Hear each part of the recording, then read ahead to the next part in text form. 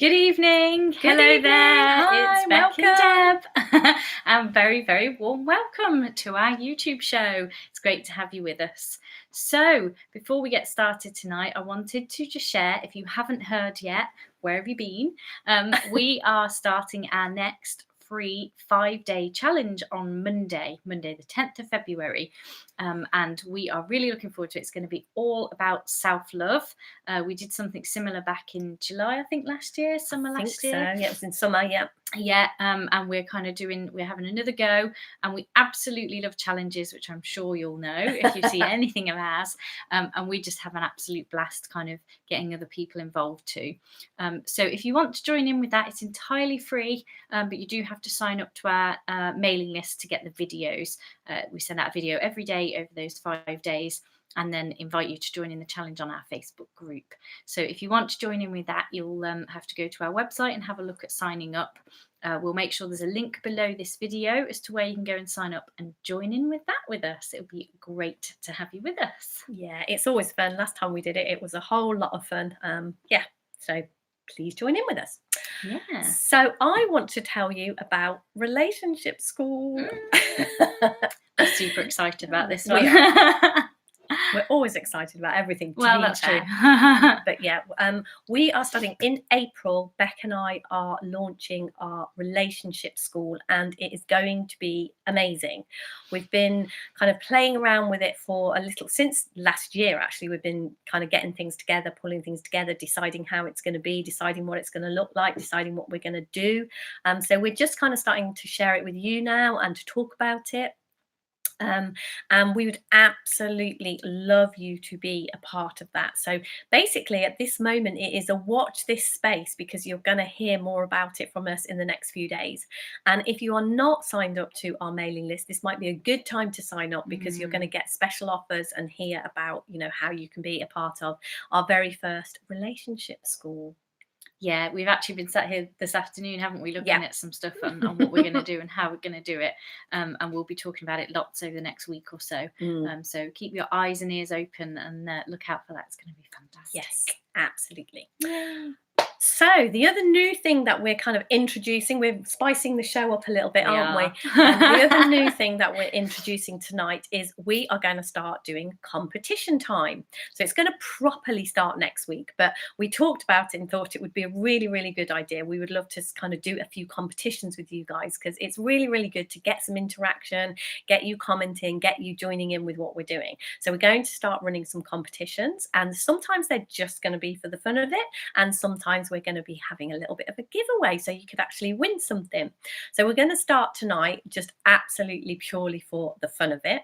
And Beck came up with the idea of what we're going to do tonight after something that I did. Well, I think it might have actually been me that pressed the button, but we share responsibility. Yes, absolutely, we share. This business is ours, so yeah. So I'm going to tell you a little story about something that happened last night that made us both giggle, and then we're going to set the competition, and we'd love for you to join in. So yesterday I sent out a message to a friend of mine about the 5 days to say, hey, it'd be great to have you, and if you know of anyone that might want to join in, go and have a look. Here's the webpage, see what you think. And she messaged me back and said, oh yeah, fantastic, I'll have a look. And about 2 minutes later, another message came through. The video on the webpage, Deb just completely fluffs up her word, and then the video just stops. And I had a moment, and I read her message again, and I thought, is she sure? So I clicked on the link, went to our website, she was right. And lo and behold, there's one of the outtake videos. We often, sometimes when you make a mistake and you stumble over your words, and I think in this particular video, I've just gone, oh, Beck, I give up. So we stopped recording and tried again. Only what had ended up happening, that Deb had uploaded the wrong video to our website. So there on our very professional, serious website, serious business women here. There's a video of Deb just giving up halfway through and resting on my shoulder, and me going, let's just start again, shall we? And from what we can tell on YouTube, about 20 odd people had actually viewed it.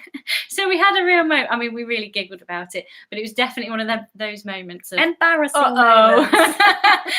We put out the wrong video, and at least 20 people have seen it. So that's our kind of embarrassing little story that happened yesterday. And thank you to all the 20 people that watched it and never told us. And thank you to Laura who did. So what we want to do as our competition, our bit of fun competition, is ask you guys to share with us something similar, some kind of embarrassing thing that you've done like that kind of, can't believe I did something so daft. But something that you survived, not so bad, you know, because something funny and lighthearted. You know, for a minute there, I thought, oh my gosh, no, what have I done? And then I just kind of thought it was funny. Yeah. And I saw again, you know, we survive these things. Human beings, we do stupid things, make a bit of an idiot of ourselves from time to time, but we get over it, we get past it. So yeah, not anything that you're still no, nothing too serious, just a bit of fun. So share in the comments below this video, and on next week's show we're going to read out our favorite ones. So make them good, make them funny, make them entertaining. And this week it's just for fun, and you just get the pleasure of hearing your story read out live on YouTube. And there is also a post in our Facebook group sharing embarrassing moments, so you can put your comments there too if you want to. Oh, and if you want to see the video, it's on that post in Facebook, so you can go and have a look. Is it? Isn't it? No, shall I load it? See, I'm not I can put the link. You just can't get the stuff. You just can't. I will put it was on the post. Well, yeah.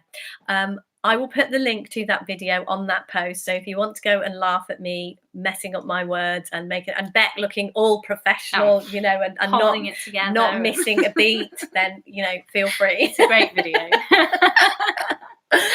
Yeah, so that's our competition time for this week, and we'd love to have you joining, because it would just be great fun to kind of get everybody to share their embarrassing moments, so we know it's not just Deb. Yeah. Fantastic. So this week's living, learning and loving. Dun, dun, dun, dun. I'm going to start with it's me to start this week, so I'm going to start with my living and learning. So my living and learning in the last week has been really, really interesting. I'm going to start with what happened on Monday, when we went out for the afternoon on Monday. And Lou, Deb and I took an afternoon out of the office as a slightly belated birthday present for me. We went and we did a flotation tank, or I think the other it's isolation tank, I think is the other term they're known by. You said something about a sensory deprivation. Or sensory deprivation. There's lots of fancy names for it, but it's one of these things that's a little bit. The idea is that it's relaxing and good for your well-being, that kind of thing. And it just interested me, as one of the things that I did a few years ago was wrote like a kind of bucket list, and periodically go and do things that are on my list of fun things to do before I maybe die. Though I'm not planning to do that, so who knows. So that was one of the things I really wanted to do, was go and try a flotation tank. And as is often the case, we go and have these little adventures together, don't we, the three of us? So we booked in to go and do this flotation tank with no real idea quite what to expect, whether it was going to be good, weird, interesting, scary, combination of all of the above. So it was brand new for all of us. And so we went along on Monday afternoon, and it was really interesting, because I think all three of us had a very different experience. I don't think any of us had a bad experience, but just different kind of. And you absolutely loved it, didn't you? It blew your mind. Blew me away. I just loved it. I was somewhere kind of in the middle. We were like the three bears. Yeah. I was kind of somewhere in the middle of really, really liked it, definitely want to do it again. And I think Lou was a bit more like, yeah, it was fine, but I'm not sure I'm interested in doing it again. And for me, it was one of those where I really enjoyed it and had quite a really nice experience, and I was quite relaxed by the end, and it interested me, some of the things that I chose to do and didn't do and forgot to do and that sort of thing. And it was the next day when we were on a mentoring call that I was sharing about it, and it came to me what I'd really seen in doing it. So I'm going to share what kind of came to me, and that's my living and learning for this week. And it was about trust. And for me, that's definitely been something that's rumbling in the background in the last couple of weeks. I've had a couple of moments in the last few weeks of really dropping out of my trust and my okay, like seeing my okayness. So it was quite fascinating for me to be, because the flotation tank, if you don't know, it's water, and you kind of lie in, it's salted water so that you float, hence the name. And it's within a kind of cubicle. where you have the opportunity to be in complete darkness and you can't hear anything. There's a little bit of music playing for a while, and water isn't really my thing. I'm not much of a water baby, and darkness isn't my favourite thing either. So it was definitely going to be a little bit of an interesting experience any which way. Why did you choose this for your birthday treat? Because I like new experiences, and it was, I really did enjoy it in a different way. So it was an interesting one anyway, but having had a couple of weeks where I was a bit, I don't know, life is a bit wobbly for me at the moment, it was interesting to find myself in a room for an hour entirely on my own in the semi-darkness, because I kept the star lights on because they're very pretty, in water and just floating. And what came to me as I got into the water, because we'd been given a whole lot of instructions as to how you float and what you do and what you definitely don't do, and that kind of thing. And what we'd been told was that because it's salted enough for you to float, you can just lie back and trust, and it's absolutely fine. You won't kind of, drown or anything like that. You'll just lie on the water quite comfortably. And it took me a good couple of minutes to trust that. I really found that, because I think over the years of like life, when if you do swimming, you go in the sea, you go on holiday maybe and go in the swimming pool, those kinds of things, you learn that as soon as you get in water, you have to do something to keep yourself afloat. You have to be moving in some way so that you don't start to sink. So it was quite an interesting experience to get into the water and not have to do that, and not have to, my body kind of started to try and do that sort of thing, to kind of go, I've got to keep myself up, I've got to keep my feet on the floor so that I don't go under the water. And it took a couple of minutes for me to really adjust to, I can actually trust here. The salt, the salt in the water means that I am just going to float. I can absolutely trust that. And I really saw that place of taking responsibility whilst knowing you're not responsible. I really saw there were things that I could take responsibility for in this flotation tank. I put earplugs in to stop my ears getting too blocked with water. I could choose what lights I had on, or if I wanted to be in complete darkness, I could choose which way I kind of position myself in the water. You can put your finger in your eye and burn your eye off with some salt water if you like, but they advise you not to do that. But there's lots of little things where I could kind of step up and decide what kind of how I wanted my experience to be in those ways. But the bit where I knew I didn't have to take any responsibility at all was with the water. I could just lie back into it and it would just hold me. And it took me a good few minutes to really feel okay with that. And it really brought home to me again what we point to and what we talk about, the knowing that we don't have to take responsibility. There's something that holds us in life.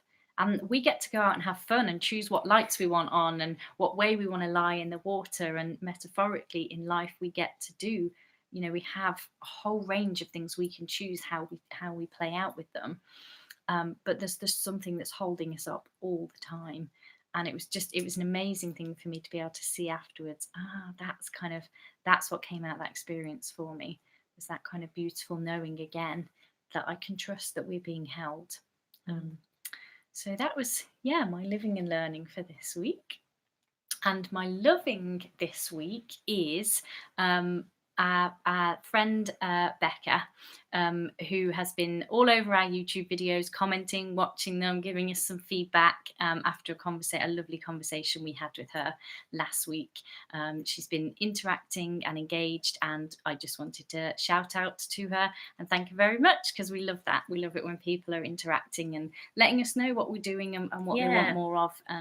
So big shout out to Becca. Thank you very much. That's been great. Do love Becca. Yeah, she took us up on one of the free calls that we had, didn't she? And we pointed her towards some of the stuff we've been doing on YouTube. So maybe she will be listening to this or watching the recording of this. So yeah. Hi, hopefully.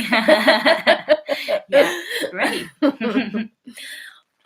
Okay. So it's been one of those weeks for me. My mind has literally just been blown. There is so much. I've seen so many shifts and changes in myself this week. It feels in our house actually that there's something shifted. There's a whole new level of understanding going on here. So that has just been great fun.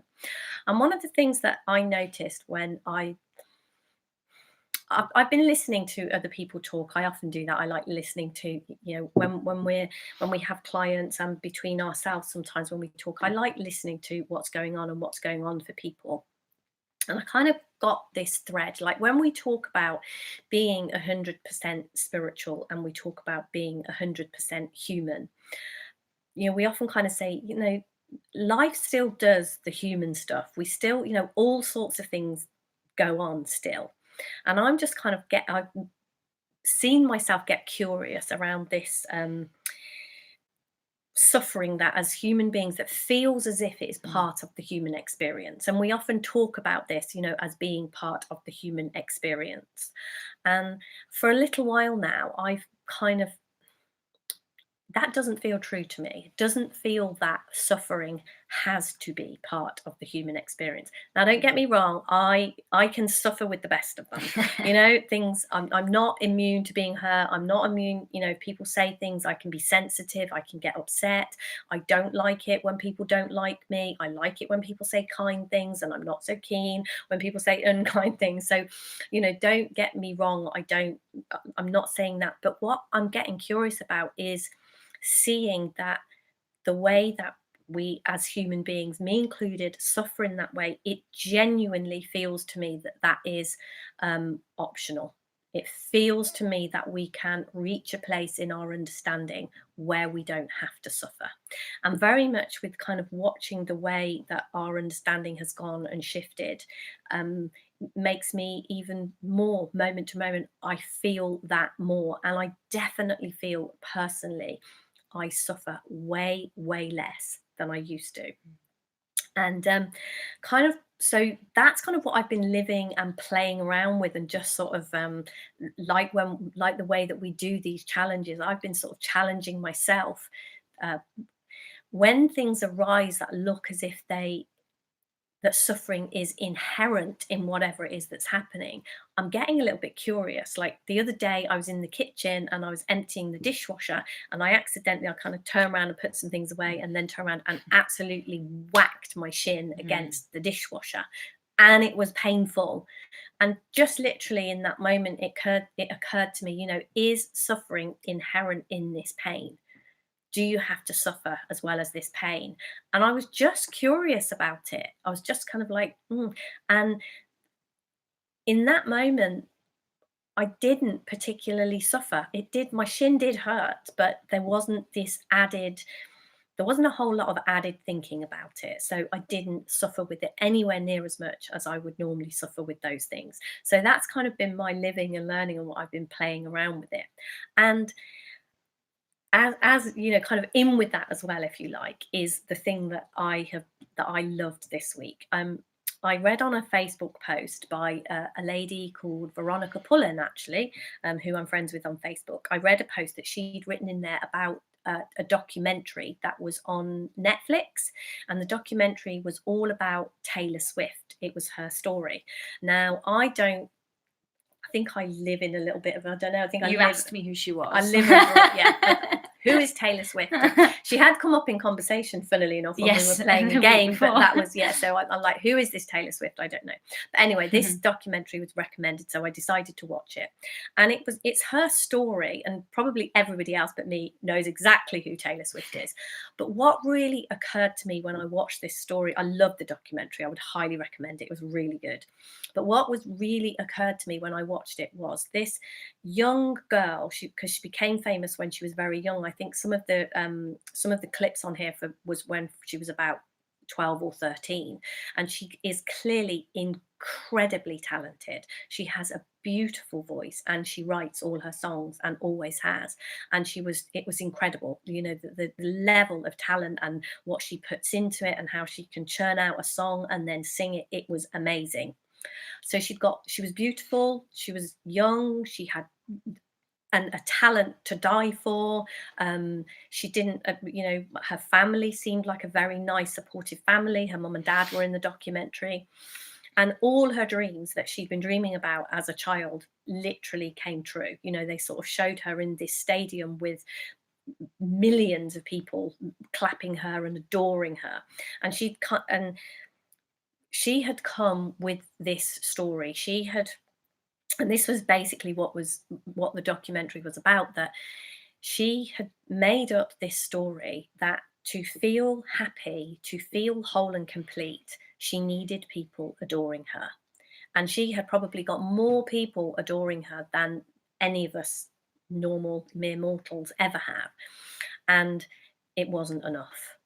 This hole inside her wasn't being filled. And it really kind of hit me when I was watching that documentary. It's the same thing. It's part of this misunderstanding again.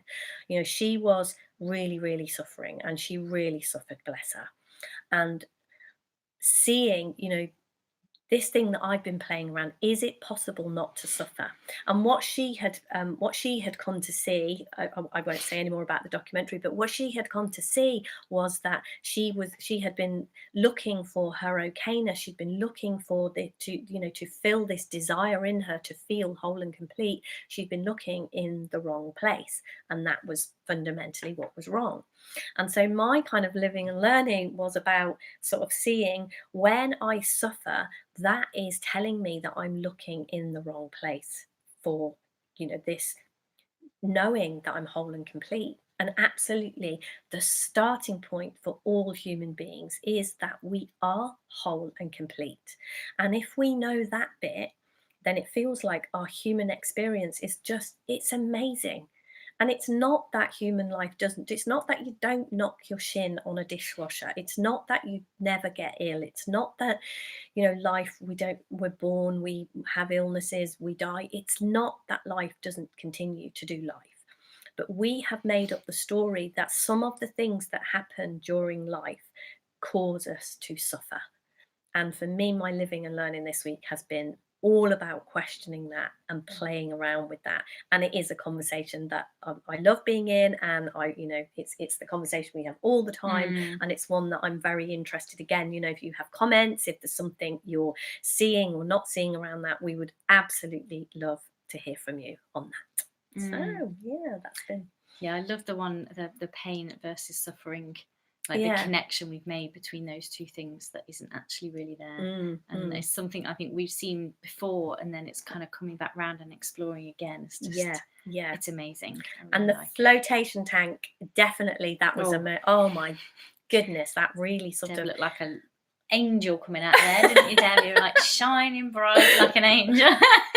Just, I saw something that, like, very often when we're pointing you towards this, you know, how is it possible that we that it could possibly be available to us that we don't suffer? And I think I saw a whole new thing around that when I was in that flotation tank, because we talk a lot about beyond our thinking. That is where the place is that we don't suffer. But our minds just get they comment on everything. They're kind of, me, you know, what do you look like on the hype? You're saying the right things on this YouTube show. You know, we have a continual commentary going on in our heads. And beyond that thinking is this space that we can fall into where we do not suffer. Our thinking is always going to cause us suffering, but we are not our thoughts. We are not that thinking. And when we move to a space beyond that thought, that's where we stop suffering. And I think I had a fair amount of time, actually, I think, when I was in that flotation tank, where I moved beyond. It's not that my thinking even stopped. It was just I moved to that space beyond my thinking. And I saw again really, really clearly that I am not those thoughts. And it is when I believe those thoughts and engage with those thoughts and believe that I am those thoughts, that's where my suffering arises from. And I don't have to do that. And it was just, it blew my mind, and it was just magical. And I think that is one of the things that that's what we're pointing to here. And it's not, there's nothing special about me. There's nothing different about me. All of us have that available to us. And when we accidentally touch that consciousness within us, we cannot help but feel better, and our suffering lessens. And I think we all do that all the time without even realizing it. Definitely. So, our question for this week. Our question came in from someone on an email, And the question, I'm going to read it because it's over on the board and it's got a little bit of words around it. So the question is, how do I understand people with other views, particularly things around like sort of sexism, racism, those kinds of things where we kind of separate out in some way around, you're not as good as me because of your skin color or your sexual orientation or your gender or your religion or whatever it might be, that people that have those kinds of views that maybe differ to mine, how do I get okay with that? How do I find my okayness in the midst of that? I think is kind of the crux of the question. So the first thing that kind of comes to me around that is very much when we talk, as I think Deb's just started on the track of like our humanness and who we are as human beings, and the fact that there is something about us that's more than that. There's something about us that connects us all. There's this spiritual essence or nature of who we are. But in order to have a human experience, we have to have some kind of separation. We've got to separate a little way out. We've got to, I've got to feel separate to Deb. I've got to feel like I'm a person over here that's a little bit different to Deb in order to have a Becky experience. That's got to be the way that this system works. I've got to have a little bit of separation. I've got to be able to think of Deb as somebody different to me, to think of her as she's an older generation, or she's a mother and I'm not, or, I've got to be able to find the places where we differ in order to have this experience of being Becky, who isn't Deb. And what I think happens for me and what I see happens for people is that there's this pendulum swing that we often talk about. You may have heard us mention this before, where we can separate out too much. We can go too far with that. We can take that to the nth degree. And to me, that's where those kinds of, sexist, racist, whatever it might be, whatever way in which people appear to discriminate against someone because of some trait or other, is when they've separated out too far. When it's become, if I separate out from Deb so much that it's like, well, she's a mother and I'm not, and that's not good enough in my opinion, so I'm going to whatever it might be. I suppose it's a therefore, isn't it? It's I am different, this, therefore. And it's when we go too far out on that scale that we start to behave in those ways. And that for me is the same for every human being. We all do that. If we separate out too far, if we go too much into the we're different because and therefore, that's when we start to pick up these labels of, I'm sexist or I'm motherist or I'm racist or whatever it might be. And what I notice in terms of the question, how do I understand people with those different opinions? For me, it always comes back to starting with me. It always comes back to, where do I do that? I mean, I wouldn't class myself as any of those things that you might put an ism on the end of, I don't think. But what I can also see is there are places where I would separate out enough that I would be horrible to someone, or I would think badly of them, or whatever it might be, because they're different to me in this way. Therefore, Deb's a mother, therefore I'm going to look down my nose at her. She spent her life raising it. I mean, I'm not, but I'm using that as a silly example. You love your cousins. I love my cousins, I do. I'm glad she's a mother. But we do that, don't we? We find those places. And for me, the question, how do I understand people with different views? I come back and see where my views are different. Where could it be that I am doing that in some way or another? And it might not be exactly the same way. It might not be, I might never have been extremely horrible to somebody. I might not have been horrible to them online, which people, I know, sort of trolling and being nasty to people online is quite a big thing these days. I've never, got into a fight with somebody or beat somebody up because of something in a way they differ to me. So I might not have gone that far with it. But to my mind, the understanding part comes that is what we do when we believe the thinking we have. When I believe that Deb is so different to me because she's a mother and I'm not, I can take that really far. We can go quite a long way with those beliefs. If we get really caught into the story of how different we are and how they're wrong and I'm right, they're the places we can go to with it. And on some level, we all do that. And so for me, the answer to how do I understand them is come back and see how I can do that. Come back and see the place in me where I can do that. where I can separate out and make somebody different and make them wrong and me right, and start to look at me, because it feels to me like the way life works is that we are given invitations time and time and time and time again to come back and look at ourselves, to come back and see the place in me where I could be sexist or racist or any of those other things. Come back and see the place in me where I could do that if I got lost in that story enough, and start to look at the better way of being for me. How can I be kinder? How can I actually come back together with people instead of separating? Where can I see somebody in a new light? How can I be more accepting of somebody's differences? That to me is the answer. How do I understand someone with different views? Come back to where I can see that I can do that and look to how I can be different in the world. Mm-hmm. It's always about bringing things back to ourselves, isn't it? And seeing where, as human beings, we are the same. And for me, it is like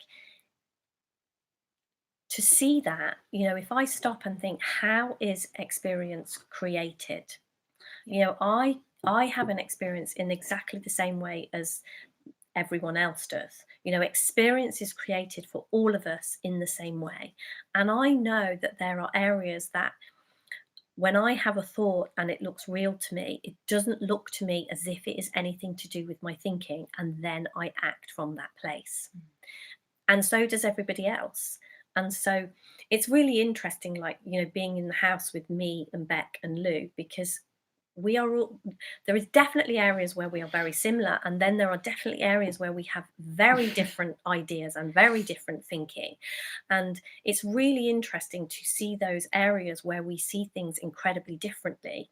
And I know, when I have an opinion on a certain food, or this food's really, really delicious, you should try that. And then maybe Beck or Lou might be like, no, I don't like that. And in my mind, it's kind of like, that's crazy. What do you mean you don't like it? It's delicious. Are you a bit crazy? And it kind of shows me that our own thinking and our own world looks like a reality to us. It looks, sorry, I'm wobbling the table. It looks like a reality to us. It looks like that is the way it is. And people who see it differently are not right. And we can see, I bet all of you can see areas in your life where there is something that you like or something that you don't like, and then someone else who is classed as your friend or family member feel or think very differently to you. And it feels strange. It's like, how can that person have such a different opinion to me? And then coming back and remembering that we don't directly experience, the food that I'm tasting, I have certain thinking about it. And clearly, if Beck feels differently to me, she has different thinking to me about that food. And that is literally what is going on. That's it. And it's like remembering that for me is hugely powerful in reminding me, like Beck says, of those places where we're the same. I see then, oh, she is the same as me. She has thinking that looks real and true that she takes seriously. And so do I. So it does bring us back to that place where we are the same. And when we start from a place, and it can look like, if somebody else has a view to you that, like, the person who sent in this question mentioned things like sexism and racism and anti-Semitism. And those things look, we can all say, yeah, but people with those views are wrong. It's like Beck says, I can see a place in me where I have been sexist, where I have been racist, where I have made decisions about people because of thoughts I have about them, which could amount to anti-Semitism. And until we can hold our hands up and say, I am you and you are me, and given the thinking that you have, I would do what you do, and given the thinking I have, you would do what I do, and see that it is possible that we could have those thoughts could pass through our minds. Until we are kind of prepared to do that and see the oneness here, it is incredibly difficult to understand people who have views that are so different to ours that look destructive and they just look impossible to entertain. And it's not that I am saying that those people are right, but if you've been in this conversation with us for long, I'm sure you will know that what we are doing so far, what we have been doing for millennia to try and change these people, if we see somebody that is different to us and has a different view to us and we don't like it, we fight against it, we stand against it. And that has not worked. For me, it hasn't, we're having this conversation and saying, how do we deal with people who have racist views and sexist views and, those kinds of views. And we can see that fighting against it hasn't worked. There are still people in the world with those views. So to me, exactly like Beck says, if we are prepared to look in a completely different direction, instead of outside to those people that appear to be so disagreeable to us, bring it back and look internally to us. And I know, if everybody's holding their hands up in horror and kind of saying, no, that's not the way, I know how counterintuitive that sounds. But from too many places in my life of doing that and daring to look in that direction, daring to bring these things back to me, I have seen huge shifts and changes within me. And all wars and all disagreements start within one human being, within you, within me. And until we can feel differently, until we can be in a place of pure love in our hearts, no matter what, we're not going to see those changes out in the world. You're never, ever going to completely make those changes happen out here until they happen in here. And like Beck says, we're being continually invited to see that and to look in that direction. And this is one of those invitations. If you're listening to this and it's feeling a little bit like, what? I don't think so. Here's one of those invitations. And play with it somewhere where it is just something like, I feel that saucepans should have lids on them when you're boiling vegetables, and Beck and Lou don't necessarily see it that way. Play in those areas, where it's not, where it's a little bit lighter. But the invitation here absolutely is to play with that. Yeah. And I know a part of the question that came in was around, there was an example in the email that was cited around something the person had seen online, and how people were trying effectively to kind of bully each other to see each other's point of view as an online thing. And I think for me around that kind of stuff, if there's conversations happening online where people are trying to get their point of view across, and for me, it feels uncomfortable when I see those kinds of conversations taking place. My wisdom guides me to stay out of that. Like, I've seen quite a few examples of that sort of thing, and my personal wisdom guides me to stay out of those conversations. And I see the invitation to come back and look at me and talk to me and go within and see what's there for me, rather than wading in and going, well, this is my opinion. Because I think what can happen sometimes is things can be very easily misinterpreted. And so for me, I think the kind of added little kind of caveat to all of that is, know yourself, know your wisdom, look for what makes sense for you. And it might not be an online situation, it might be, I don't know, in a work environment or and anything. it equally might not be don't comment. Yeah, this is the interesting thing. This isn't us kind of saying, so in our opinion, don't comment. No, it's that's my personal wisdom takes me there. And I can see that there are times when, because I've watched other conversations similar, where people have joined in and they've said something very helpful and useful, and I can see from their wisdom it made sense to do that. So I think whatever environment, yes, sometimes your wisdom might tell you something different. I'm sure it might do. Isn't in there never fixed? And I think whatever environment you come across this sort of thing, it's always know yourself. Absolutely. Know what feels right for you, and kind of explore that. And that's, I feel like we say this ever such a lot, but a part of staying in this conversation is getting to know yourself, getting to know, like we talked about through the show tonight, is the places where we know to come back to us. We know to hold our hands up and say, yeah, I've done that. I've done some version of that.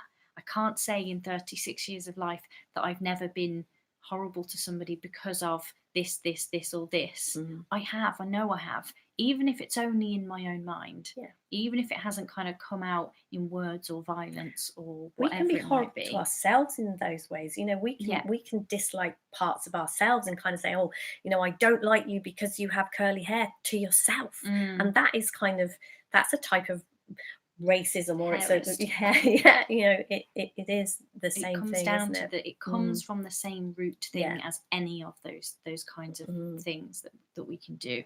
So it's always come back to knowing what is true, that thought creates our experience moment to moment, and the same is true for everybody.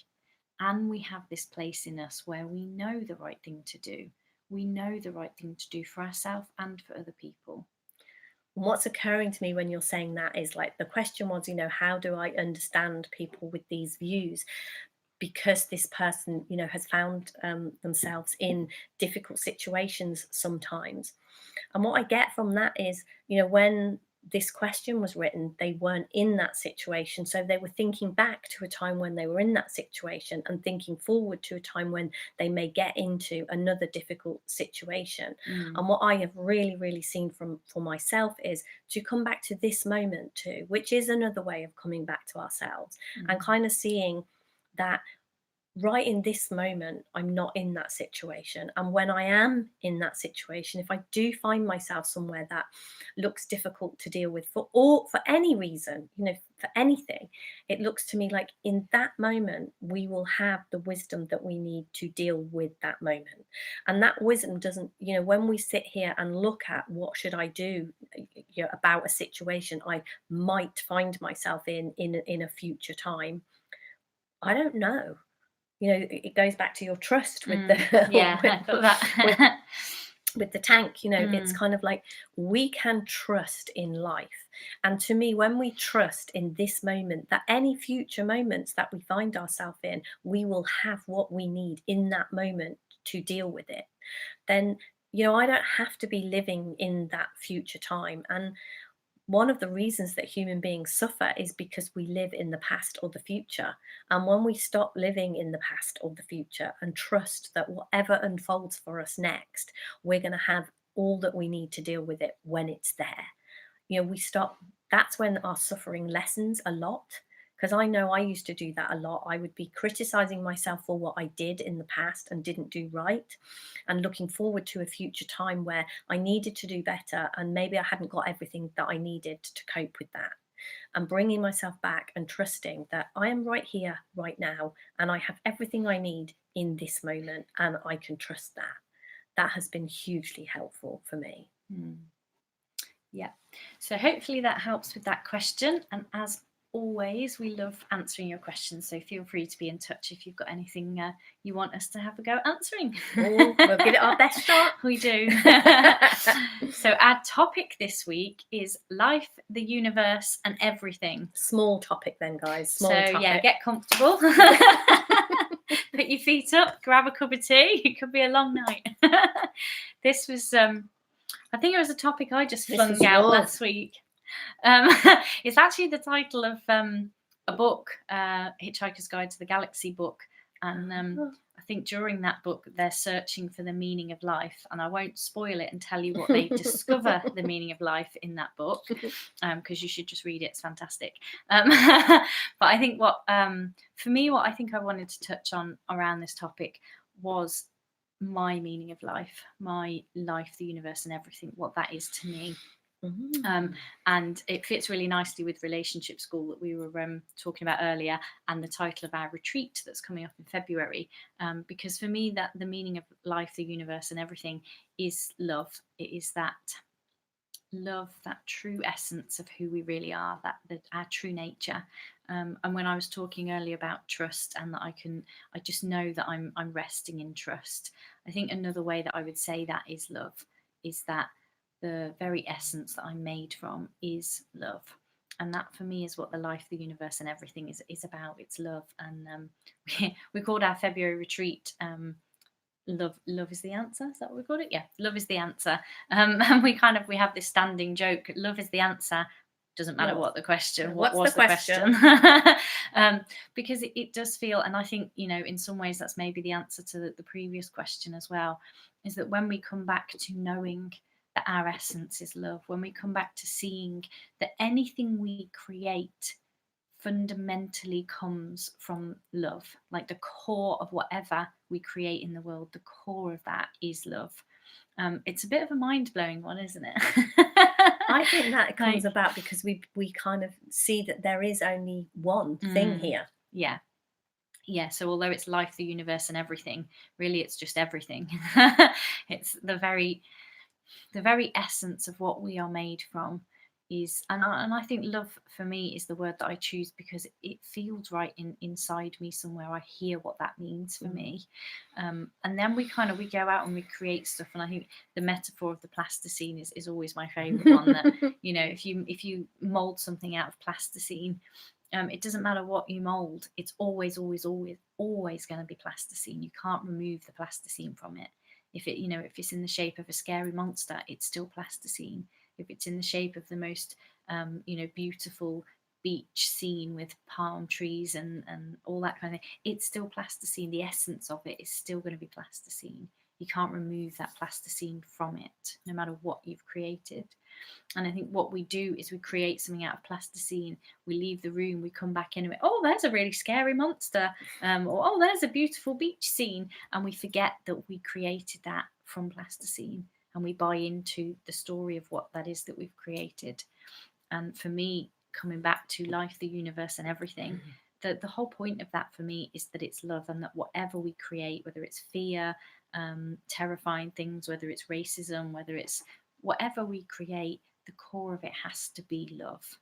That is all there is. That's all that life is. That's all the universe is. That's what everything is love, is this creative energy that whether we create horrible things or wonderful things, amazing things or frightening things, anything at all, whatever it is coming from that same creative Play-Doh, that same creative essence. And it creates everything, and we get to do that. We get to play out in the world and do that, and it's amazing.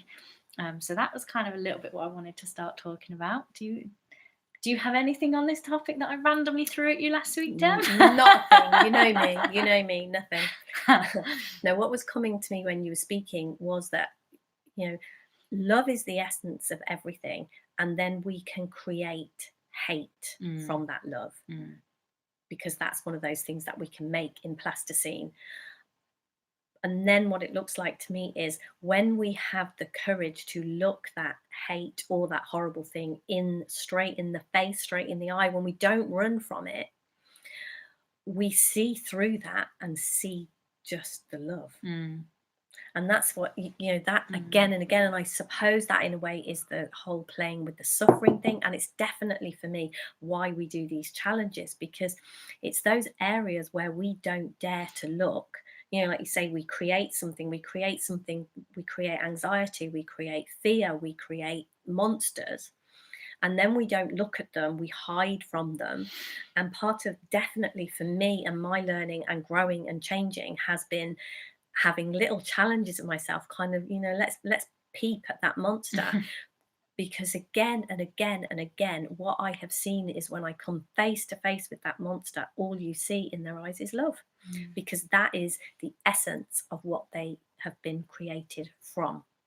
And then we can tell all sorts of stories because, we create and we create and we create and we create. It's it's what we are doing all day, every day. We are just creators. And seeing, I can remember, I don't know whether you will remember this, Beck. It was quite some time ago. It was before you'd moved down here. But I was thinking, it was when I was stuck in a lot of money thinking and stuck about, I didn't understand how I would ever have enough money, and I was caught up in a lot of thinking. And I went into kind of the food. I was thinking about food, and I was thinking about what it would be like if I had, if I carried on in this way and I hadn't got enough money and I couldn't buy food and I could starve. And then I was imagining, starving children in Africa and things like this. And I'd been thinking like this for most of the day. And then I went off to bed, and that was kind of what was in my mind. And I'm not sure whether it was a dream or whether it was an insight or how exactly it worked. But somehow I woke up in the morning with this knowing that hunger was created from food. And I don't know if you remember. I absolutely remember you saying that phrase to me and thinking, oh my gosh, she's finally lost it. And I think it was kind of that insight of seeing that our story of hunger was created. And it feels to me like all of those frightening things that we create, it kind of comes back to seeing that all of the frightening things we create are created from love. And if we have the courage to look where it, again, it kind of goes back to what we were talking about earlier, we're tempted, when I was in that space, I'm worried about my money, I'm worried about that. It didn't feel that I could go inside and have an insight about that and that would solve the problem. It looked like, well, no, I'm lacking money. I need to do something out in the world. This is about doing, I don't know, changing that situation. That's what this is about. And it didn't look to me like an insight was ever going to solve that problem. That just looked ridiculous. And then having that insight, I think that was one of my first insights around money, but it didn't come from money. And even now, I can't fully explain it. And I remember you guys looking at me as if I was completely bonkers, but it was definitely, that is maybe a better way of speaking about it and kind of saying what I saw in that moment was the thing that we think we lack is actually created from the thing that we want, if you see what I mean. It's like we are trying to get love, we are trying to be loved, and the feeling that we aren't loved, the feeling that we aren't enough is created from love. So it's kind of maybe we are bonkers, but in maybe a slightly different way. But I remember having that insight and kind of seeing, and that was the first of my shifts around seeing the abundance that we live in, because the life, the universe, everything is, we are swimming in this quantum soup of just abundance, really, which to me, another word for that is love, because it just continues to give. And no matter what we do, it just ceaselessly continues to give. And from that first insight, when I started to have the courage to look in a slightly different direction, I can see, it just feels like I've had opportunity after opportunity after opportunity. This universe, life, everything never lets me down. It just continues to give and to give and to give. And just feels amazing to me. Nice. We've had a comment. Becca, Joshua and Leah here.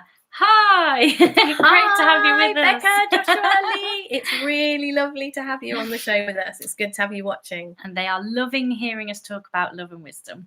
Brilliant. That's good to know. Nice to see you guys. So the thing I wanted to come back around to, because when we were talking, when you were just talking then about the kind of where it came from, the hunger and the food and stuff, I really saw one of the reasons I love talking about the plasticine analogy is because I have the absolute joy of regularly sitting next to my partner Andrew while he's modelling things out of clay. No. I've got some upstairs. Maybe on another show I'll totally embarrass him. He's amazing. He just makes little models like most of us doodle. Like I sit here doodling just rubbish and nothing on it. He just makes these amazing things, doesn't he? Fantastic. So I sit next to him very regularly, and he's just got a bit of clay in his hand, and he's just making something. I mean, it astounds me. I can make a wiggly worm, and I'm pretty good at those, but that's about it. And what I love is that when I'm sitting there kind of watching him do this, it just brings me back to the simplicity of this metaphor. Because what sometimes happens is he'll be making something, it'll be this fantastic, he often makes faces and they're brilliant. They are, they're amazing. One minute there's this amazing clay face kind of looking at me and it's either smiling or frowning or something. And the next minute I look over and it's gone. What happened to that guy, the little guy you were just modelling? He just rolled it up and started again. And to me, what I love about this metaphor is we get to do the same. Yeah, we do. we get to just recreate in every moment. Like if we don't like what we've created, we can just smooth it out and go again. Like love is just continually. That's those invitations, isn't it? And I can definitely see that from what happened to me around, when I was in that place of feeling like I might not have enough money to buy food and stuff like that. And then we've just recreated. We're busy here recreating something completely different to that, aren't we? Yeah. And it fascinates me when I look over on 1 minute there's practically a whole extra person sitting on the settee with us, and the next minute it's a ball of clay again. I'm like, oh, we get to do this all the time. Love is just a continual creative energy, and we just get to go back to scratch and start again in every moment. We can have an entirely new experience. The more times, like Andrew knows that modeling clay isn't really that face that he's just made, so he can just go back and start again. And I just love that we can do the same. We can just come back and go, oh yeah, we can create something else here. We can be something else in the next moment. We can be a scary face or a happy face. And we just and when he creates those faces, they are so realistic, aren't they? They look absolutely brilliant. And you could, when you're saying that he just squashes it again, I know sometimes, like you say, you look at it and he's created this amazing thing and then he just squashes it. And it's kind of coming to me. We create things that are absolutely brilliant, even if they're horrible, they're amazing. And when someone says, hey, just squash your creation and move on, it's like, there's something in it that kind of, we want to stick with this horrendous thing. We put a lot of time. I've watched Andrew and he's there with his little, and he takes he puts a lot into it. Yeah. And I think we do that sometimes with our scary thinking. We might have invested a lot of our life into this story that we have created about ourselves and the thinking that we believe. We put a lot of investment into that. And when somebody kind of has the audacity to say to you, hey, just squash it and move on, look at the essence of what it was made from, not what it is. It can be difficult, like with these gorgeous little amazing faces that he makes. We stop seeing the clay and we start seeing a face, and we forget that it is clay. And with our stuff, when we put our heart and soul into it, and it is, we've created something, even if it is something we really, really, really don't want, it can be incredibly difficult to squash it and start again, because we've invested and we are invested in it, and it doesn't look like it's this plasticine. It doesn't look like its essence is love. It really, really doesn't. And I so get that. But again, the invitation here is to see that, look again and see. Yeah, and I know sometimes that he'll maybe roll it up into something back into the thing, and I'm thinking, oh, there was nothing wrong with it. And actually, it's like sometimes it's harder to correct the face that he's molded into the thing that he actually wants. Than to actually go back to scratch and start again. And I think for me, that just reminds me again that it's like sometimes it's harder from where I'm at now to try and come back round and resolve it than to just pull right back and start from the beginning. Go, do you know what? I'm just going to create something brand new here. Yeah. Let's just start again. So, shout out to Andrew for the fantastic example that he absolutely. I'm gonna bring one of them along next week and show everyone. If he's here between the weeks, he'll probably hide them all. So invitation, Andrew, invitation. Yeah. So I think for me that was kind of life, the universe, and everything. It sounds like a massive, massive topic, but it really, really comes down to this one simple ingredient. We are love, and then we have thinking that tells us different. And the more we look to see that love, the less we pay attention to the thinking, the suffering Deb was talking about earlier, the less interest we have in that, the more we come back to being love, the more we come back to being the very nature that we are, our very essence. And we just get to live and play from that space. And it's amazing what you can create from there. And I think every day just turn up and go, hey, what can we create today from here, from this space, from now? Let's create a universe. Let's create everything. Let's create life. And I think it's brilliant that we get a clean piece of plasticine, a clean slate every day to do that, isn't it? So it is to me, like you say, life, the universe, and everything, aka love. Yeah, aka love. I like it. You need to rename your book Douglas Adams. Yeah, so I do recommend his book, actually. It's a bit of a fun, light-hearted book on the meaning of life. Oh, you know, very light-hearted. He doesn't use the word love, I don't think, at all. So, oh yes, so you can tell everyone about next week, and I'll just finish off by saying, there's lots of ways you can work with us. As we mentioned kind of at the beginning of the show, we've got our free 5-day challenge coming up on Monday, which we'd love you to join in with. You can get access to that by going to our website and signing up to the mailing list. And we have got our mentoring program coming up in March, which we'd love people to be a part of. So there's lots and lots of ways you can work with us, and have a look at our website, send us a message, let us know if there's something you're interested in. We'd love to be in touch. Yeah, we always love to hear from people, don't we? We love comments, love you interacting with us. So next week we will be back as usual on Wednesday at 5 o'clock for this show again, live. And the topic next week is going to be nothing to lose and nothing to gain. And our question has come in from someone is, how do I know I'm with the right person? Am I with the right person when I get into a relationship? So we're going to be having a look at that, having a chat around that. So it's been lovely to have you with us tonight, guys. I hope you've enjoyed the show as much as we have. I know we always love doing this. You do. So hopefully we will see you again somewhere very, very soon. Thanks for joining us. Have a great evening. Bye. Bye.